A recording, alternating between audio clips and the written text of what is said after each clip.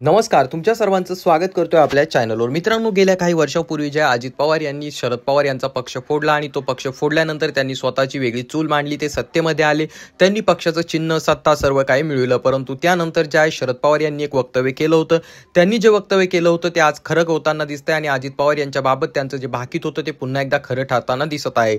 तर ते नेमकं काय म्हणाले होते आपण पाहणार आहोत. परंतु तत्पूर्वी तुम्हाला विनंती असेल, आपल्या चॅनलवरती तुम्ही जर नवीन असाल तर चॅनलला नक्कीच सबस्क्राईब करा.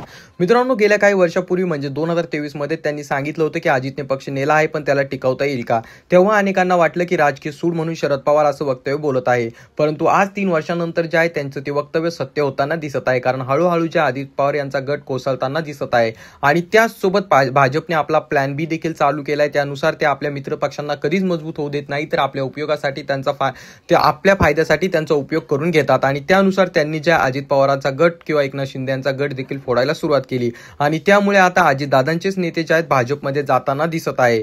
तर त्यामुळे शरद पवार यांनी जे सांगितलं होतं ते पुन्हा एकदा खरं होताना दिसतंय. तर याबाबत तुमचं मत काय, खाली कॉमेंट करून सांगा. चॅनलवरती नवीन असाल तर चॅनलला नक्कीच सबस्क्राईब करा.